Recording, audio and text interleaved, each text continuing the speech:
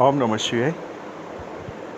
ज्ञानगंज की यात्रा और आगे बढ़ाते हुए जब मैंने लास्ट वीडियो डाला था तो उसमें मैंने देखा कि बहुत सारे लिसनर ने कमेंट भी किया और कई सारे लोगों ने उन पे भी कमेंट किया कि एग्जैक्टली जो ध्यान की जो तकलीफ़ है, यानी ध्यान के बारे में बहुत सारे कन्फ्यूजन्स थे।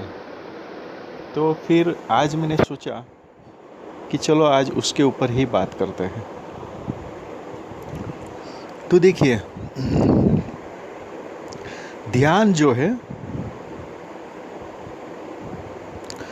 वो कौन से कारणवश आप करते हो वो बहुत ही महत्व रखता है। जैसे कि पहला सवाल तो ये होना चाहिए कि आप ध्यान क्यों करते हो, आपको ध्यान की ज़रूरत क्या है, आपकी उम्र क्या है, आपका खान पान, ये सब चीज़ भी बहुत महत्व करती है। आपका हेल्थी होना ना होना, आप कौन से एरिया से हो, और आपके घर की जो व्यवस्था है, ये इन शॉर्ट बहुत सारे फैक्टर काम करते हैं ध्यान के बारे में बात करते हुए या ध्यान के बारे में सोचने से पहले। मैं बहुत लोगों से बताया और यहाँ पे भी कुल मिला के जहाँ तक हो सके वहाँ तक एकदम शॉर्ट में पर टू द पॉइंट बताने की कोशिश करता हूँ कि सबसे पहले ध्यान क्यों करना है आपको वो क्लियर होना चाहिए। क्योंकि ये ज्ञानगंज की यात्रा चल रही है तो ज्ञानगंज की यात्रा को ध्यान में रखते हुए ही बताऊंगा, पर फिर भी आप देखोगे तो आप कोई भी कारण से या कोई भी कारणवश आप जब ध्यान करते हो तो उसका इस लॉजिक पे ही काम हो जाएगा, ऐसा मेरा मानना है। तो से फॉर एग्ज़ाम्पल जब ज्ञानगंज की बात करते हैं तो वहाँ पे मैंने 4 अलग अलग प्रक्रिया बताई थी। उसमें कुल मिला के बेसिक मेथड देखा जाए तो 2 ही है, या तो स्वदेह ज्ञानगंज की यात्रा की जाती है या तो सूक्ष्म शरीर से की जाती है। तीसरा प्रकार भी मैंने उधर बताया था कि भाई मस्तिष्क के माध्यम से, मतलब हमारा जो मस्तिष्क है वो पूरा ब्रह्मांड का ही एक पिंड है, यानी जो पिंड है वो अपना शरीर या तो ब्रह्मांड को भी एक वही गिना गया है, यानी जो ब्रह्मांड में है वही हमारे मस्तिष्क में है और जो मस्तिष्क में है वही ब्रह्मांड में है। वो आप याद रख के चलिए। टॉपिक 1। टॉपिक 2, जब भी सूक्ष्म शरीर की बात आती है तो हमें एक बात याद रखनी है, जहाँ पे पता नहीं क्यों लोग गलती करते हैं कि ये बात महत्व की है। बात महत्व की और इम्पोर्टेंट ये है कि जब सूक्ष्म शरीर वो अपने आप में ही बात को डिफाइन कर देता है, यानी कि आप एक बात याद मान के चलिए कि शरीर है जो 5 तत्व से बना है। आगे मैंने बताया था वो कुल मिला के देखा जाए तो 5 तत्व, 1 तत्व, 5 तत्व, 118 तत्व और 119 तत्व तक की बात आती है। सब अपनी अपनी जगह पे सही है, पर हम लोग जो मुख्यतः 5 तत्व है उसके बारे में ही बात करेंगे। यहाँ मैं पूरे 5 तत्वों की बात नहीं कर रहा हूँ, मैं यहाँ पे ये कहना चाहता हूँ कि सूक्ष्म शरीर यानी कि पृथ्वी तत्व को छोड़ के, आप समझ गए।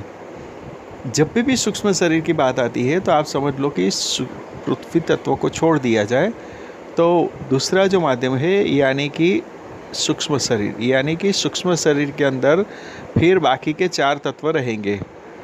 तो क्योंकि हमें इसके बारे में कोई अनुभव नहीं होता है इसलिए बहुत सारी दिक्कतें आती है। उसके बारे में मैंने आगे बताया, फिर भी यहाँ पे एक एक सेंटेंस में बता देता हूँ। यहाँ पे दिक्कत क्या आती है कि अगर आपको पता नहीं है कि सूक्ष्म शरीर से कैसे निकला जाए और अगल बगल में जो भी आपके क्लोज है, नियरेस्ट है, उसको पता नहीं है कि आप ये साधना कर रहे हैं और बाय मिस्टेक आप सूक्ष्म शरीर से चले गए तो वो लोग आपको मृत गिन के आपकी क्रिया करके आपको अग्निदाह दे देंगे, मतलब आपको कुल मिला के नुकसान हो जाएगा। दूसरा एक दिक्कत ये आती है कि अगर आपको पता है या आपके आसपास के लोग भी जानते हैं, पर आप सूक्ष्म शरीर से बाहर निकल गए, पर अभी वापस आना आपको आता नहीं है। मतलब जिस माध्यम से आप बाहर निकले हो सूक्ष्म शरीर से, वही माध्यम से आप अंदर भी जाने की प्रक्रिया नहीं जानते हो, तो भी आपको नुकसान है, क्योंकि फिर सूक्ष्म शरीर अलग रहेगा, पृथक रहेगा, और स्थूल शरीर वैसे का वैसा रहेगा। तो ये सब दिक्कतें हैं, जिसके बारे में आगे भी बताइए। यहाँ पे मैं एकदम शॉर्ट से आपको बताने की कोशिश करता हूँ, ठीक है। जब भी आप ध्यान में बैठते हो तो ये सब बात जो अभी बताई गई है उसको बहुत ध्यान से समझ के सोच के चलना है, उसकी ट्रेनिंग करनी है। बिना ट्रेनिंग के आप काम मत करिए।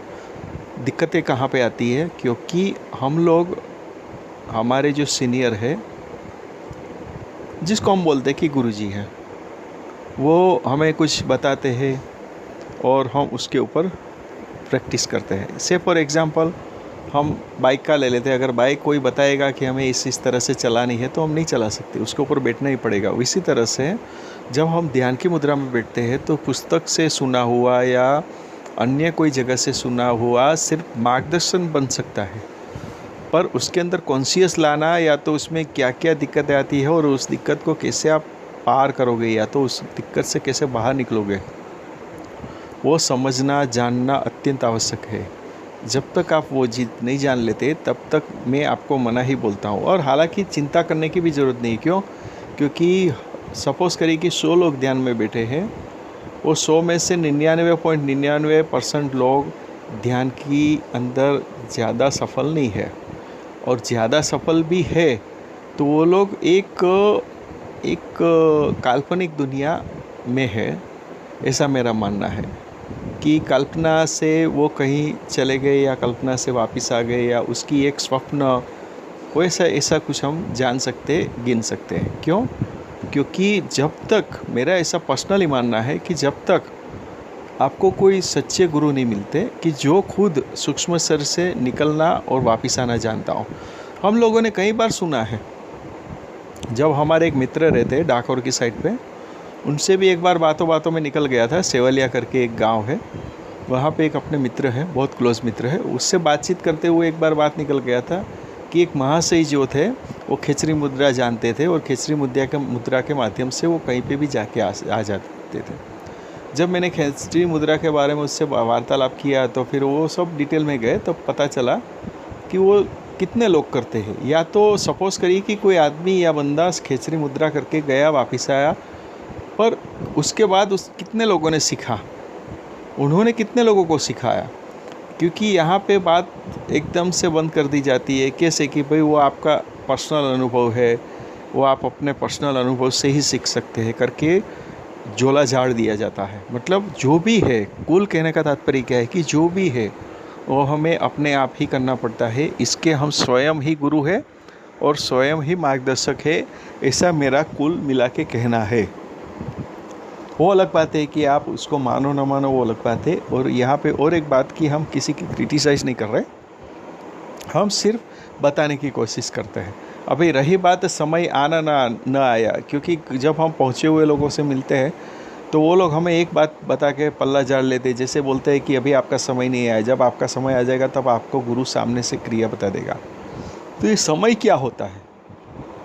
समय वही है कि ये चीज़ जो भी है, यानी ये क्रिया जो है वो अपने आप ही सीखने वाली क्रिया है, और न तो कोई सिखाएगा न वो कोई सिखा सकता है।